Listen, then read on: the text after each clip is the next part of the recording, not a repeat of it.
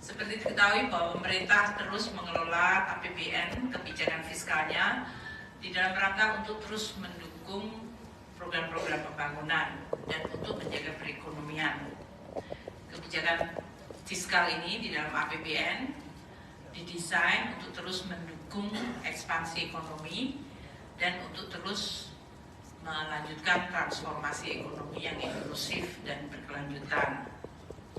Upaya-upaya termasuk menggunakan APBN fiskal untuk mengendalikan inflasi, terutama komponen pangan, itu juga menjadi penting yang kami akan terus lakukan bersama Bapak Mendagri melalui berbagai program monitoring dari pergerakan harga. Pemerintah juga melalui APBN memberikan jaring pengaman sosial kepada masyarakat karena APBN merupakan instrumen yang sangat penting dan diandalkan. Ini terutama untuk menjaga daya beli masyarakat. Seperti diketahui bahwa pada tahun 2024 ini anggaran perlindungan sosial di dalam APBN 2024 mencapai 496,8 triliun rupiah. Ini terdiri dari berbagai program untuk terutama mendukung masyarakat yang paling rentan tapi juga kelas menengah. Program Keluarga Harapan untuk 10 juta penerima manfaat, asistensi untuk 38.000 anak dan 32,6.000 lansia dan 58,3.000 penyandang disabilitas. Itu juga termasuk di dalam program bantuan sosial atau perlindungan sosial. Subsidi bunga KUR bagi 6 juta lebih debitur, itu juga merupakan bagian dari inklusi dan program untuk penguatan perlindungan sosial. Iuran untuk BPJS Kesehatan bagi masyarakat yang tidak mampu, yaitu 96,8 juta masyarakat tidak mampu yang iuran BPJS-nya dibayar oleh APBN. Pemerintah juga memberikan bantuan sembako untuk 18,8 juta kelompok penerima manfaat. Program-program untuk mendukung masyarakat rentan, terutama anak-anaknya yang masih sekolah melalui program Indonesia Pintar bagi 20,8 juta siswa, program Kartu Indonesia Pintar bagi 1,1 juta mahasiswa yang kurang mampu, itu juga termasuk bagian dari perlindungan sosial. Di dalam perlindungan sosial ini termasuk sebetulnya adalah subsidi dalam bentuk BBM dan energi. Ini adalah yang juga dinikmati oleh kelompok menengah sebanyak 19,58 juta kiloliter. Dan dalam beberapa hal pemerintah memberikan bantuan langsung tunai terutama di tingkat desa untuk 2,96 juta kelompok penerima manfaat. Nah, khusus hari ini kita bicara mengenai tunjangan hari raya dan gaji ke-13. Mungkin untuk memberikan sedikit background pada teman-teman media supaya bisa membandingkan. Karena pada 3 tahun yang lalu kita dihadapkan pada shock yang sangat besar, yaitu pandemi COVID. Tahun 2019, sebelum COVID terjadi, THR dan gaji ke-13 itu diberikan dalam bentuk gaji pokok, tunjangan keluarga, tunjangan jabatan umum, dan 100% tunjangan kinerja. Itu diberikan untuk tunjangan hari raya, jadi 1 additional plus gaji ke-13. Dengan demikian, ya masyarakat ASN sebetulnya dalam hal ini mendapatkan 15 kali gaji dalam setahun, yaitu 12 plus THR, 14 plus THR plus gaji ke-13. Tahun 2020, di mana terjadi shock yang luar biasa karena pandemi COVID, maka hampir seluruh anggaran itu dipotong kecuali untuk kesehatan dan bansos. Nah, salah satunya adalah kebijakan untuk THR dan gaji ke-13 tahun 2020 itu kemudian dikurangkan menjadi hanya gaji pokok, tunjangan keluarga, dan tunjangan jabatan umum. Tunjangan kinerja tidak diberikan, Dan THR pada tahun 2020 itu hanya diberikan bagi para pekerja ASN pelaksana. Pejabat negara tidak mendapatkan, eselon 1 tidak mendapatkan, eselon 2 dan jabatan fungsional utama media yang setara dengan eselon 1 dan eselon 2 itu tidak mendapatkan THR tahun 2020. Jadi yang diberikan adalah kepada pejabat eselon ketiga atau pelaksana, dan itu pun hanya gaji pokok, tunjangan keluarga, dan tunjangan jabatan umum. Tahun 2021, seiring dengan membaiknya kondisi ekonomi meskipun masih dalam pandemi, maka THR, tunjangan hari raya dan gaji ke-13 agak dimodifikasi.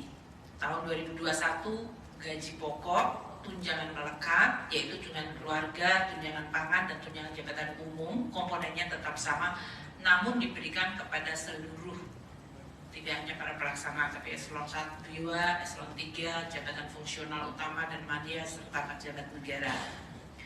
Tahun 2022, di mana APBN mulai bisa kembali cukup membaik, maka THR dan gaji ke-13 ditingkatkan komponennya, yaitu gaji pokok, tunjangan melekat, yaitu tadi tunjangan keluarga dan tunjangan pangan, tunjangan umum atau jabatan plus 50% dari tukinnya diberikan. Dan ini diberikan kepada semua, yaitu kepada seluruh ASN, pusat, daerah, termasuk pejabat negara. Untuk 2023 yang lalu, kita masih menggunakan rumusan yang sama, namun penerimanya ditambah, yaitu GAPOK, gaji pokok, tunjangan melekat, tunjangan jabatan dan umum, dan 50% tunkin, tunjangan kinerja.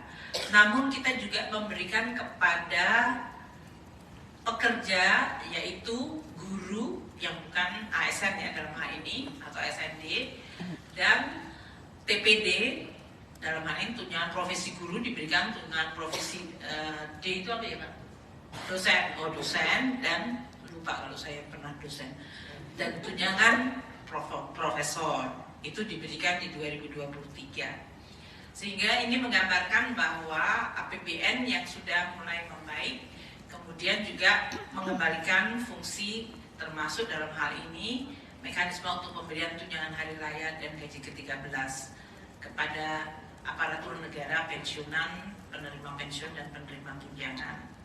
Nah, untuk tahun 2024 ini saya akan memberikan kesempatan kepada Pak Menpan RB untuk menyampaikan mengenai nanti komponen-komponen yang akan diberikan, dan nanti saya akan teruskan lagi mengenai kapan waktu pemberiannya. Sebetulnya sudah sering saya sampaikan, yaitu THR akan dibayarkan paling cepat 10 hari sebelum Hari Raya Idul Fitri.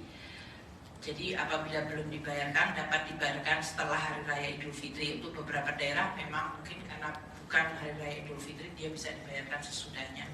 Sedangkan untuk gaji ke-13 akan dibayarkan pada bulan Juni 2024, dan apabila belum selesai pada Juni juga bisa dibayarkan sesudah Juni. Pak Menpan mungkin bisa menyampaikan komponen mengenai THR dan gaji ke-13 sesuai dengan peraturan pemerintah yang sudah diterbitkan oleh Bapak Presiden. Monggo Pak. Baik, Pak Turun Bu Menteri Keuangan, Pak Mendagri, dan para sekjen. Ada kiriman pantun buat Bu Menteri ini. Wah. Pergi ke kebun melihat badak, diberi minum pakai ember, tidur malam sudah tidak nyenyak lantaran menunggu pengumuman THR. Dan hari ini Bu Menteri mengumumkan, saya kira ini sudah nanti teman-teman bisa ada kepastian, bisa tidurnya. Cuman ada pertanyaan, siapa saja yang dapat THR ini? Apakah honorer dapat? Ini banyak pertanyaan. Tadi Bu Menteri telah memberikan pengantar cukup lengkap, dan ini telah dituangkan di dalam peraturan pemerintah nomor 14 tahun 2024 dan telah ditandatangani oleh Bapak Presiden. Atas dorongan Bu Menteri Keuangan, ini lebih cepat saya kira perpresnya, dan kemarin kita tanda tangan tidak lagi di kantor masing-masing, tapi kita tanda tangan di Sesnek, sehingga ini bisa kita terima hari ini. Nah, siapa saja penerima THR dan gaji ke-13 tahun 2024. Satu adalah PNS dan calon PNS. Yang kedua adalah P3K, jadi honorer yang sudah diangkat P3K, mereka berhak menerima. Prajurit TNI, anggota Polri, pejabat negara, wakil menteri, staf khusus lingkungan KL, Dewan Pengawas KPK, pimpinan dan anggota DPRD, hakim ad hoc, pimpinan, anggota dan pegawai non-aparatur sipil negara LNS. Bapak sekalian kami hormati, komponen apa saja yang akan mereka terima bagi pegawai ASN dan bagi pensiunan. Pertama, untuk bagi pegawai ASN, pertama adalah gaji pokok, mereka terima. Yang kedua adalah tunjangan keluarga, tunjangan pangan, tunjangan jabatan atau tunjangan umum, kemudian 100% tunjangan kinerja bagi ASN di KL pemerintah pusat, setinggi-tingginya 100% tambahan penghasilan pegawai atau TPP bagi ASN di instansi daerah, tentu disesuaikan dengan kemampuan keuangan daerah. Tadi Pak Mendagri sudah menyampaikan di sebelum rapat. Yang berikutnya adalah untuk bagi pensiunan, penerima pensiun dan penerima tunjangan. Pertama adalah komponennya adalah pensiun pokok, tunjangan keluarga, tunjangan pangan, kemudian juga tambahan penghasilan pensiun. Kemudian bagi guru dan dosen, terdapat tunjangan profesi guru dan tunjangan profesi dosen sebesar 100%. Kami kira ini untuk melengkapi, yang lain tadi telah disampaikan oleh Ibu Menteri Keuangan. Terima kasih. Terima kasih Pak Menpan RB. Selanjutnya saya akan beri kesempatan kepada Bapak Mendagri untuk menyampaikan mengenai ASN daerah. Bismillahirrahmanirrahim. Assalamualaikum warahmatullahi wabarakatuh. Terima kasih banyak Ibu Menteri Keuangan dan juga Pak Menpan RB. Dengan sekali kami langsung saja. Kita sudah mengetahui bahwa telah terbit peraturan pemerintah nomor 14 tahun 2024 tentang pemberian tunjangan raya dan gaji 13 kepada aparatur negara, pensiunan, penerima pensiun dan penerima tunjangan tahun 2024 yang terbit bertanggal 13 Maret 2024. Pemerintah prinsip utama filosofi pemerintah memberikan tunjangan hari gaji 13 ini dalam rangka sebagai wujud apresiasi dan penghargaan atas pengabdian, sekaligus juga untuk menjaga tingkat daya beli masyarakat melalui pembelajaran aparatur negara. Tahu bahwa untuk mengimbangi daya beli masyarakat adanya dinamika inflasi, saya tidak mengatakan naik yang nggak terkendali cukup baik. Kemudian pemberian tunjangan ini ada yang bersumber dari APBN dan juga untuk daerah dari APBD. Pemerintah daerah memberikan tunjangan raya dan gaji ke-13 dari APBD tahun anggaran 2024 kepada aparatur negara yang bekerja pada instansi daerah, dan besaran tunjangan diterima sesuai dengan ketentuan regulasi berlaku, tapi tetap memperhatikan kemampuan kapasitas fiskal pemerintah daerah. Kita tahu bahwa pemerintah daerah ini ada yang kuat fiskalnya, ditandai dengan PAD-nya yang besar ya, seperti di Banten, Jakarta. Tapi ada juga yang sedang PAD sama transfer pusatnya itu hampir imbang-imbang seperti Sumatera Utara. Ada juga yang lemah. Lemah itu artinya ngandelin transfer pusat saja. PAD-nya 5%, 6%, banyak di bagian timur seperti itu. Demikian juga kabupaten kota, terutama yang pemekaran banyak tergantung dari tanah terpusat dari DAU, DBH. Kemudian dari data yang ada di Kemendagri, total belanja APBD provinsi kabupaten kota itu adalah seluruh Indonesia totalnya adalah 1.210,62 triliun. Dan kalau mungkin bisa tampilkannya. Kemudian total belanja pegawai pada APBD provinsi dan kabupaten kota itu lebih kurang 445 triliun. Dia hampir sepertiganya. Itu untuk gaji pegawai, 36,81%. Ada lagi namanya belanja tambahan penghasilan pegawai. Kalau di pusat namanya Tunkin, di daerah namanya TPP, tambahan penghasilan pegawai. Juga dibebankan kepada APBD. Totalnya lah 96,4 triliun atau 7,96%.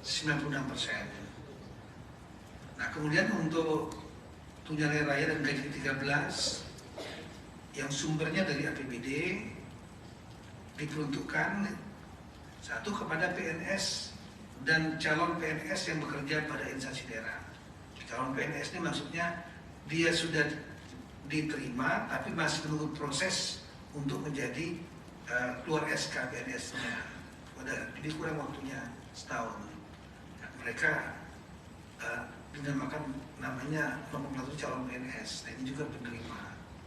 Kemudian P3K yang bekerja pada instansi daerah, gubernur, wakil gubernur, bupati, wakil wali kota, wakil bupati, wakil wali kota, kemudian pimpinan dan anggota DPRD, pimpinan badan umum daerah, dan juga pegawai non-pegawai ASN yang bertugas pada instansi daerah yang menerapkan pola pengelolaan keuangan Badan Layanan Umum Daerah (BLU) daerah.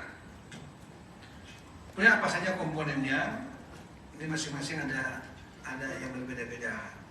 Untuk PNS dan P3K, gaji pokok, kemudian tunjangan keluarga, tunjangan pangan, tunjangan jabatan atau tunjangan umum, dan tambahan penghasilan yang TPP tadi paling banyak sebesar diterima dalam 1 bulan bagi instansi pemerintah daerah yang memberikan tambahan penghasilan. Sekali lagi memperhatikan kemampuan kapasitas fiskal daerah dan sesuai dengan peraturan undangan. Juga disesuaikan dengan pangkat, jabatan, peringkat jabatan, kelas jabatan. Kemudian untuk guru yang gaji pokoknya bersumber dari APBD tidak menerima tambahan penghasilan, dapat diberikan paling banyak sebesar tunjangan profesi guru atau paling banyak sebesar tambahan penghasilan guru aparatur sipil negara yang diterima dalam 1 bulan. Ini PNS P3K. Dan calon PNS menerima 80% dari gaji pokok PNS, tambah dengan tunjangan keluarga, tunjangan jabatan dan tunjangan umum, dan tambahan penghasilan paling banyak sebesar yang diterima dalam 1 bulan bagi instansi pemerintah daerah yang memberikan tambahan penghasilan dengan memperhatikan kemampuan kapasitas fiskal. Juga ketentuan peraturan yang berlaku, pangkat jabatan, peringkat jabatan, kelas jabatan. Kemudian untuk gubernur dan wakil gubernur, ini perasaan ada slide-nya. Ya, nggak apa-apa. Kemudian untuk gubernur, wakil gubernur, bupati, wakil bupati, wali kota yang diberikan gaji pokok dan tunjangan keluarga dan tunjangan jabatan atau tunjangan umum sesuai dengan ketentuan peraturan undang-undang yang mengatur kedudukan keuangan kepala daerah dan wakil kepala daerah. Kemudian untuk pimpinan dan anggota DPRD paling banyak sebesar akumulasi dari uang representasi, tunjangan keluarga, dan tunjangan jabatan pimpinan dan anggota DPRD sesuai dengan ketentuan peraturan undangan yang mengatur hak keuangan dan administrasi pimpinan dan anggota DPRD. Ini diatur juga dalam perda masing-masing. Ketentuan lebih lanjut mengenai teknis pemberian tunjangan raya dan gaji 13 bersumber dari anggaran pendapatan ini diatur sekali lagi dengan peraturan kepala daerah. Ini nanti konsekuensinya. Oleh karena itu, saya mengimbau pada rekan-rekan dan saya menginstruksikan kepada rekan-rekan kepala daerah, baik gubernur, bupati, wali kota, ada beberapa hal. Yang pertama, segera persiapkan dan mempercepat penetapan peraturan kepala daerah.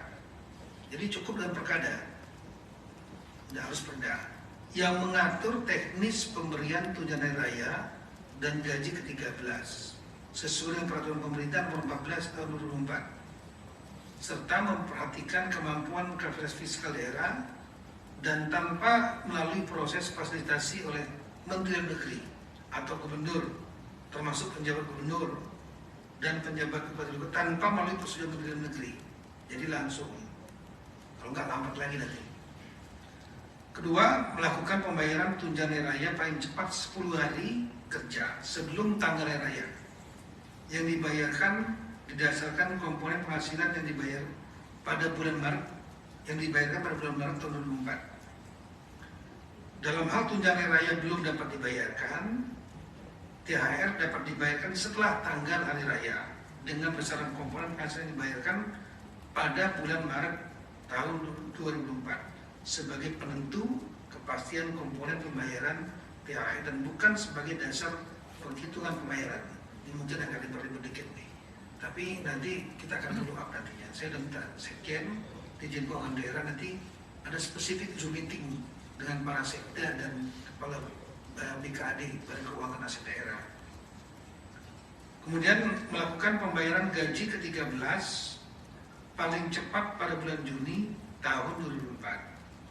Dalam hal gaji ke-13 belum dapat dibayarkan, ini sama seperti Ibu Menteri Keuangan tadi, maka gaji ke-13 dapat dibayarkan setelah bulan Juni tahun 2004 dengan besaran komponen penghasilan yang dibayarkan pada bulan Mei tahun 2004 sebagai penentu kepastian komponen pembayaran tunjangan raya dan bukan sebagai dasar penghitungan pembayaran. Kemudian bagi daerah yang belum menyediakan alokasi anggaran atau alokasi anggaran tidak cukup tersedia untuk tunjangan raya dan gaji 13 dalam APBD 2004, maka Pemda segera menyediakan anggaran THR gaji 13 dimaksud dengan mengoptimalkan pemanfaatan belanja gaji dan tunjangan APBD 2004 atau melakukan pergeseran anggaran mendahului perubahan APBD 2004 yang bersumber, jadi perubahan pergeseran anggaran mendahului perubahan yang bersumber dari sebagian alokasi belanja tidak terduga, kemudian penjaluran ulang kegiatan atau subkegiatan atau memanfaatkan kas yang tersedia sesuai dengan perubahan perkada tentang penjabaran APBD 2004. Baru setelah itu dilaporkan kepada DPRD, pimpinan DPRD, untuk selanjutnya dianggarkan dalam perda yang mengatur perubahan APBD 2004 atau ditampung dalam laporan realisasi anggaran bagi pemerintah daerah yang tidak melakukan perubahan sesuai dengan peraturan perundang-undangan. Nah, prinsipnya adalah bisa melakukan pergeseran anggaran, tapi tanpa sekali lagi cukup dengan perkada dan nanti memberitahukan kepada pimpinan DPRD dan pimpinan DPRD nanti akan, saya kira nanti Zoom meetingnya juga kita ajak pimpinan DPRD nanti untuk kemudian ditetapkan dalam perda perubahan APBD 2004. Banyak sebetulnya bisa kami pernah menyusuri, mohon maaf rekan-rekan kepala daerah, banyak hal sebetulnya bisa diefisiensikan. Perjalanan dinas, kemudian penguatan yang macam-macam yang sebetulnya nggak perlu. Nah, ini dapat digeser dari untuk kepentingan ini, lagi untuk kepentingan karyawan sendiri ASN. Kemudian untuk gubernur, PJ gubernur selaku wakil pemerintah pusat di daerah sesuai undang-undang tentang pemerintah daerah bertanggung jawab juga untuk melakukan monitoring pelaksanaan kebijakan ini untuk pemerintahan kabupaten kota. Jadi rapatkan juga. Sekali lagi nanti kita akan rapatkan tingkat sekda dengan sekjen, teknisnya, dan ada Dirjen Keuangan Daerah di sini akan rapat. Jadi nanti akan terbuka tanya jawab dengan teman-teman di daerah. Nanti tolong juga Pak Maulid, pimpinan DPRD yang kita undang supaya nanti perdanya nggak tarik-menarik. Dan kemudian setelah itu kita minta nanti para gubernur melakukan rapat dengan bupati wali kota yang ada di daerah masing-masing sehingga menjadi lebih jelas. Saya kira itu Ibu Menteri Keuangan, kami akan mengawal tidak lanjut dari kebijakan pemerintah ini untuk tingkat daerah. Sekian dan terima kasih. Assalamualaikum. Terima kasih Pak Mendagri dan Pak Menpan. Tolong slide dari Kemenku lagi yang slide 5 untuk memberikan kembali ya komponen tadi secara lebih lengkap. Tolong slide-nya dari Kemenku ya, halaman 5 langsung. Jadi tadi yang telah disampaikan oleh Pak Menpan maupun Pak Mendagri ini adalah komponen pemberian THR dan gaji ke-13 ya. Komponen yang akan diberikan adalah gaji pokok, tunjangan jabatan /umum, tunjangan yang melekat pada gaji pokok itu adalah tunjangan keluarga dan tunjangan pangan. Kemudian 100% tunjangan kinerja untuk ASN pusat atau dengan nama lain kalau untuk ASN daerah. Tadi yang disampaikan oleh Pak Mendagri dan Pak Menpan. Dan 100% untuk tunjangan profesi guru atau tunjangan profesi dosen, tunjangan kehormatan profesor, dan tambahan penghasilan guru, tamsil guru. Nah, komponen untuk pensiun dalam hal ini atau penerima pensiun untuk THR dan gaji ke-13 adalah pensiun pokok, tunjangan keluarga, tunjangan pangan, dan tambahan penghasilan. Untuk kami sampaikan pada teman-teman media ya, ini karena sudah ada kenaikan gaji 8%, ini berarti THR-nya ya naik juga 8%, karena sudah menggunakan kenaikan untuk pensiun naik 12%, juga sudah naik 12%. Tadi telah disampaikan bahwa pembayaran dari THR dan gaji ke-13 sesuai yang disampaikan oleh Pak Mendagri adalah paling cepat ya, bukan paling lambat ya, paling cepat itu adalah 10 hari kerja sebelum hari raya. Hari kerja ya, jadi Sabtu Minggu nggak masuk dihitung nanti kalau kita ngelewatin Sabtu Minggu. Jadi 10 hari kerja sebelum hari raya Idul Fitri. Tadi telah ditekankan lagi oleh Pak Mendagri kalau belum dibayarkan dapat dibayarkan setelah hari raya Idul Fitri. Jadi jangan sampai kalau sudah hari raya terus gosong atau hangus, enggak juga. Tapi dia tetap haknya diberikan. Untuk gaji ke-13 dibayarkan pada bulan Juni 2024 dan kalau belum dibayarkan pada Juni dapat dibayarkan sesudah bulan Juni. Nah, ketentuannya ini ya, THR dan G13, gaji ke-13 itu adalah menggunakan komponen penghasilan pada bulan Maret di 2024. Kalau untuk gaji ke-13, komponen penghasilannya adalah yang diterima bulan Mei. Jadi pamannya ada yang mereka naik pangkat pada bulan Maret dan pada bulan Maret mereka sudah naik tinggi, ya di situ yang dia mengikuti gaji yang terakhir pada bulan Maret. Untuk THR, untuk gaji ke-13, apa yang diterima bulan Mei itulah yang juga akan diterima sebagai gaji ke-13. Untuk THR gaji ke-13 ini tidak kena potongan iuran dan untuk PPh-nya ditanggung pemerintah. Karena ini. Nah, sekarang dari sisi anggarannya, karena tadi sudah ada juga kenaikan halaman 6, ini untuk memberikan perbandingan tahun lalu karena hanya 50% tukin termasuk TPG dan TP dosen dan tamsil guru. Total untuk THR tahun lalu itu untuk aparatur negara 11,7 triliun, gaji pokok itu 7,9, tunjangan kinerja ASN pusat itu 3,3 karena hanya 50%-nya, dan pensiunan 9,8 triliun. Sehingga total dari APBN adalah 21,4 triliun rupiah. Sedangkan untuk daerah, aparatur daerah, tadi dari mulai pejabat hingga ASN daerah itu 15,3 triliun, tunjangan profesi guru dari ASN daerah itu 2,1, dan tambahan penghasilan untuk guru ASN daerah itu sebesar 70 miliar. Sehingga total dari APBD termasuk dalam hal ini nanti yang berasal dari DAU itu adalah 17,4 triliun. Sehingga total yang dibayarkan tahun lalu untuk THR adalah 38,8 triliun rupiah. Untuk 2024 ini untuk ASN naik 11,7 menjadi 18 triliun karena tadi ada kenaikan gaji, yaitu gaji pokok dari 7,9 menjadi 8,4. Kemudian komponen tunjangan kinerjanya itu 100%, kalau tahun lalu hanya 50%, sehingga total untuk tukin ASN pusat itu 6,82 triliun. Dan untuk pensiunan, karena ada kenaikan pensiun tahun 2024 ini, maka ada kenaikan untuk THR-nya dari 9,8 tahun 2023 menjadi 11,65. Untuk belum mas, iya, isek banget ini, iya terus belum tabelnya, iya, iya,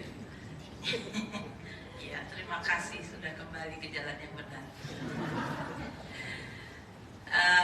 Untuk APBD yang 2024 tadi ya, untuk perbandingannya dibanding 2023. Untuk aparatur daerah kalau tahun lalu 15,3 ini 16,7, tunjangan profesi gurunya dari 2,1 menjadi 2,3, dan tambahan penghasilan untuk guru ASN daerah dari 0,07 ke 0,04. Ini tadi untuk daerah itu, tadi untuk tukin komponennya tergantung dari kapasitas fiskal daerah yang sampai disampaikan oleh Pak Mendagri. Sehingga total untuk APBD dalam THR adalah 19 triliun. Total keseluruhan pembayaran untuk THR pusat dan daerah akan mencapai 48,7 triliun yang akan dibayarkan dalam 2 minggu ke depan, mulai 2 minggu ke depan. Untuk gaji ke-13, komponennya dibandingkan tahun 2023 adalah pada slide ini. Totalnya 38,8 triliun sama tahun 2023. Tahun ini akan naik menjadi 50,8, di mana yang pusat naik dari 21,4 menjadi 29,7 triliun rupiah. Ini karena untuk tunjangan kinerjanya tadi 100% dan ada kenaikan gaji pokok terutama untuk ASN pusat dan daerah. Untuk yang daerah tadi dari 17,4 tahun lalu triliun rupiah menjadi 21,1 triliun rupiah, sehingga total yang akan dibayarkan pada bulan Juni untuk gaji ke-13 dari APBN dan APBD adalah 50,8 triliun rupiah. Yang kita harapkan akan meningkatkan daya beli. Saya juga berharap untuk para ASN ya, kalau menggunakan dan membelanjakan adalah untuk produk-produk dalam negeri untuk mendorong ekonomi lokal, supaya ini benar-benar bermanfaat. Tadi telah disampaikan ya bahwa untuk THR, PN dan gaji ke-13 itu dalam hal ini komponennya dan siapa-siapa penerimanya sudah disampaikan oleh Pak Mendagri dan Pak Menpan, jadi saya tidak ulang kembali. Saya berharap ini nanti akan bisa betul-betul mendorong dan memperbaiki perekonomian melalui daya beli dari ASN, TNI, Polri, pensiunan. Lini masanya untuk halaman 10 langsung. Tanggal 13 Maret itu PP 14 sudah ditandatangani Bapak Presiden dan kemudian ditetapkan peraturan Menteri Keuangan untuk petunjuk teknisnya dalam rangka pembayaran THR dan gaji ke-13. Ini yang sedang kita proses hari ini. Tanggal 18 Maret akan dilakukan rekonsiliasi gaji untuk pembayaran THR oleh satuan-satuan kerja. Jadi Satker nanti yang akan membayarkan itu, mereka akan lihat berapa komponen gaji di dalam masing-masing Satker itu. Dan itu nanti akan direkonsiliasi. 19 Maret Satker tersebut mengajukan tagihan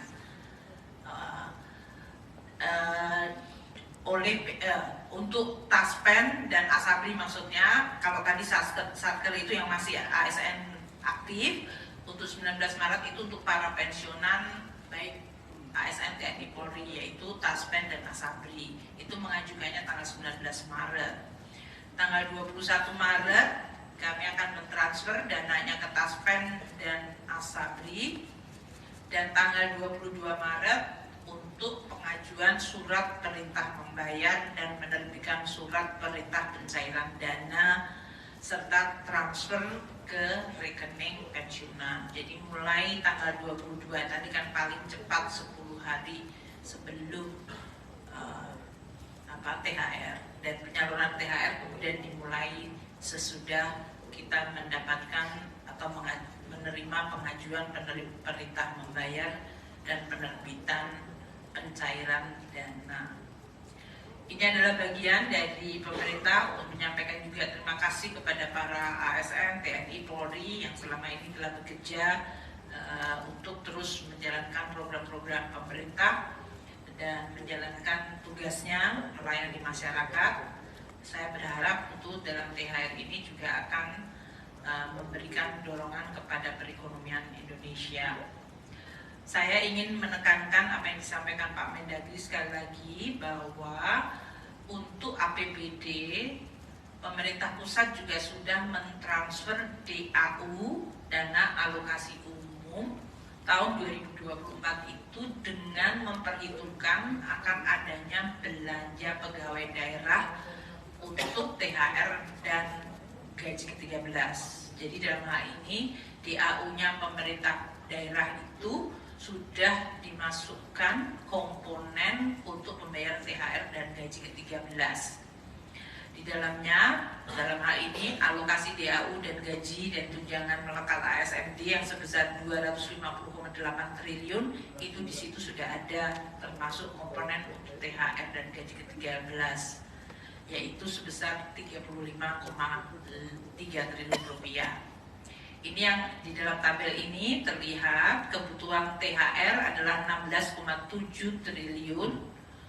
Ya, termasuk untuk ASN daerah, PNSD dan P3K, dan P3K daerah yang diangkat tahun 2023 ada tambahan, dan formasi P3K daerah yang akan diangkat di tahun 2024 ini, sehingga pada saat 2024 nanti bulan Maret ini mereka sudah diperhitungkan. Total dari ASND, P3K dan formasi P3K daerah tahun 2024 yang baru adalah 4.014.548 ASND. Itu yang menerima THR gaji ke-13. Tadi kebutuhan totalnya 16,7 triliun untuk THR dan gaji ke-13-nya 18,628 triliun rupiah. 18,628. Jadi total kebutuhan untuk THR dan gaji ke-13 di dalam APBD adalah 35,334 triliun. Ini sudah dimasukkan dalam transfer kami ke dalam DAU, yaitu dalam bentuk block grant maupun DAU yang kita earmark untuk pembagian P3K, sehingga tidak dipakai untuk yang lain. Jadi memang itu masuk di dalam komponen DAU.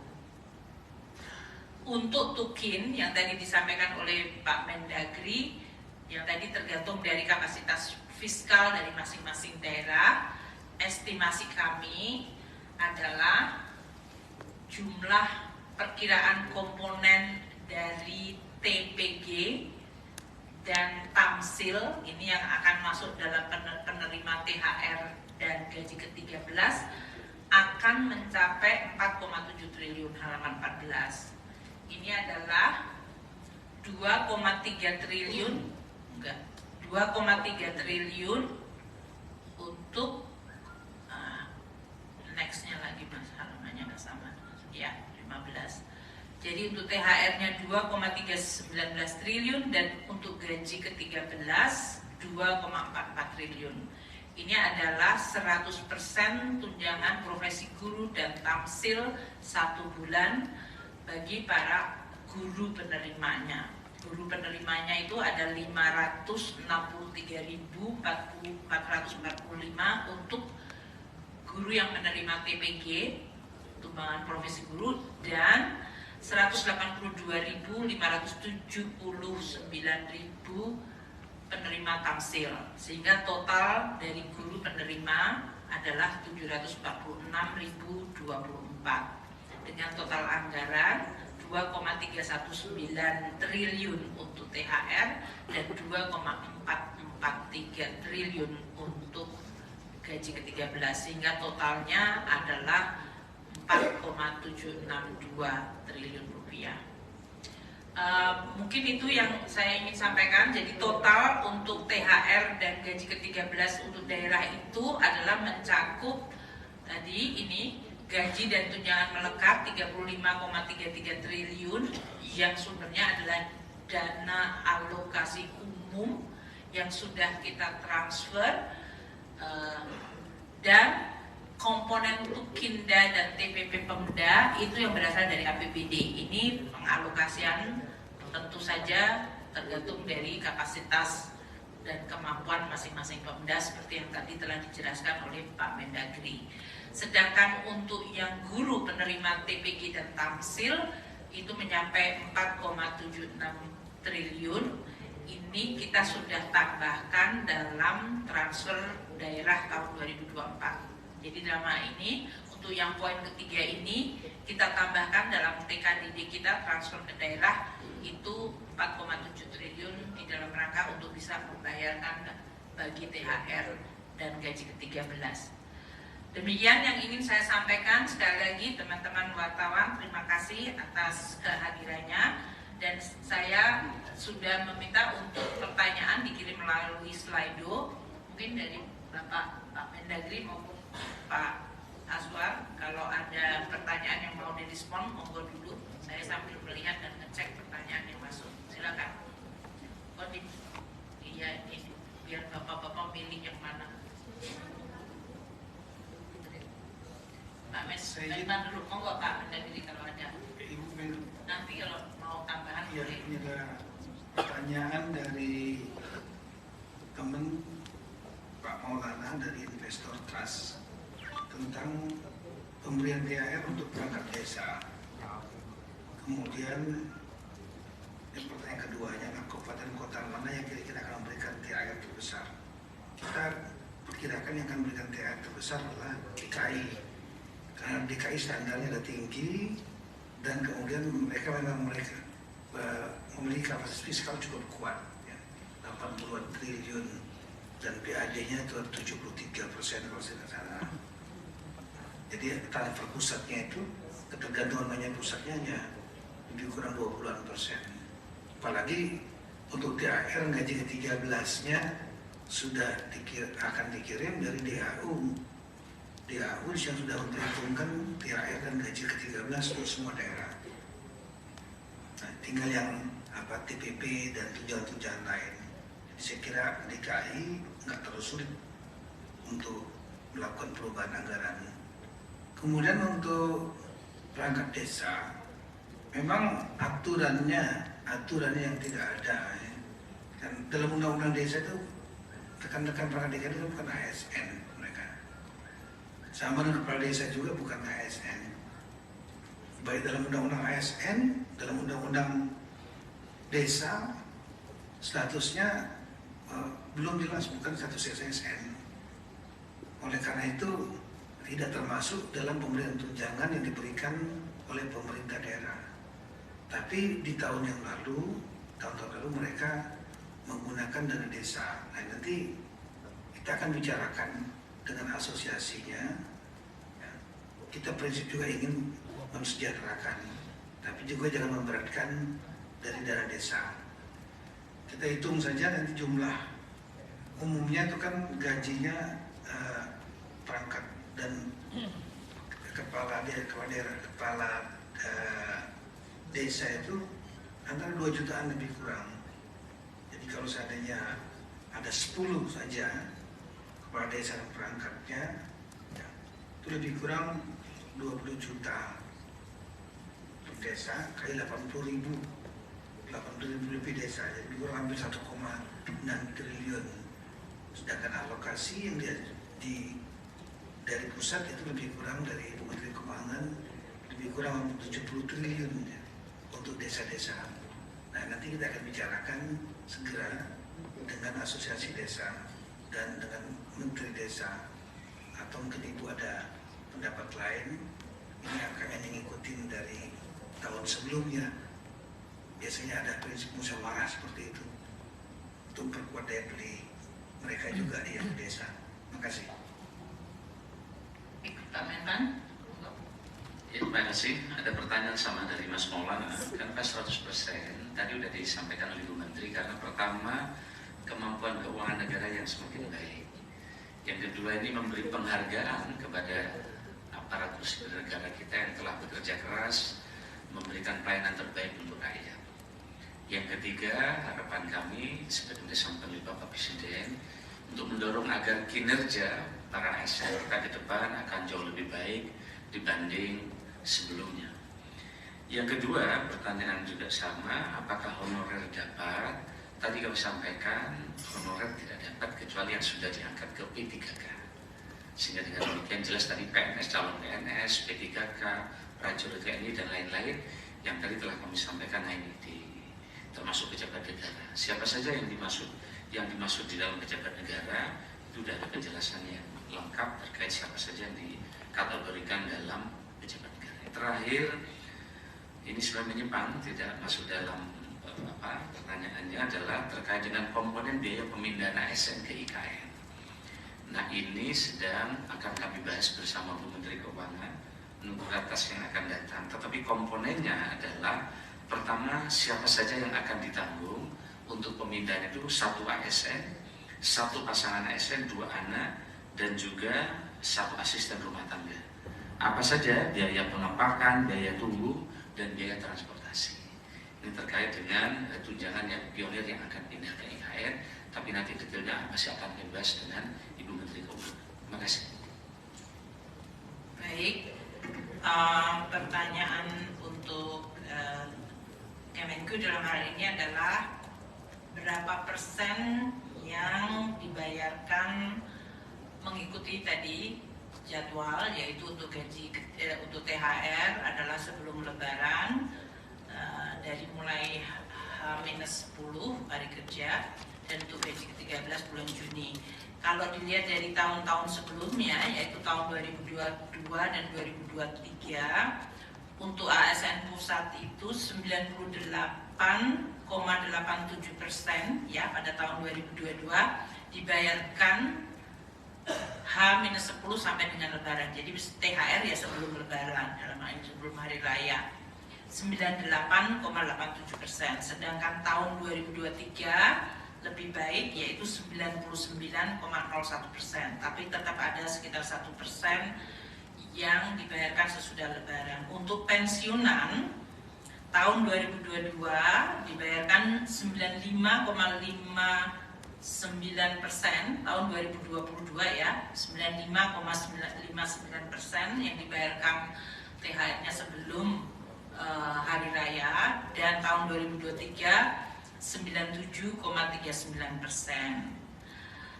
Alasannya apa? Kok ada yang belum terbayarkan pada saat hari raya sudah terjadi? Itu kemungkinan adalah satuan kerjanya terlambat dalam mengajukan ke kantor KPPN, kantor untuk pelayanan perbendaharaan negara kita. Jadi tagihannya memang belum, sehingga kita juga belum bisa membayarkan. Kemudian untuk beberapa daerah yang karakteristik tertentu, yang apakah ini adalah mayoritas bukan Muslim dalam hal ini, atau pengajuan untuk THR-nya bisa dimungkinkan, dimintakan atau dibayarkan sesuai hari keagamaan seperti pada hari Natal. Jadi kalau untuk daerah-daerah tertentu yang dianggap bahwa hari Natal itu yang lebih penting, maka untuk THR-nya itu dibayarkannya pas hari raya Natal, bukan hari raya Lebaran. Itu tergantung karakteristik dari daerah masing-masing, kita menghormati perbedaan itu. Untuk pertanyaan mengenai dampaknya terhadap perekonomian, sebetulnya di dalam APBN 2024, di mana kita menggunakan asumsi pertumbuhan ekonomi 5,2%, itu sudah termasuk di dalamnya memperhitungkan dampak dari THR dan ASN. Artinya nanti ini akan mempengaruhi gross di kuartal 1 dan kuartal kedua. Kalau dibayarkan di Maret berarti masuk ke kuartal 1. Kalau kemudian dibayarkan untuk Juni gaji ke-13, maka dia dampaknya ke kuartal kedua. Dalam hal ini kita adalah sesuai dengan dampak pembayaran tadi, dengan angka tadi sekitar 50,8 triliun untuk gaji ke-13 dan 48,7 triliun yang akan dibayarkan atau dibelanjakan. Kita harapkan nanti akan dibelanjakan di dalam negeri sehingga menciptakan pertumbuhan permintaan dan pertumbuhan ekonomi.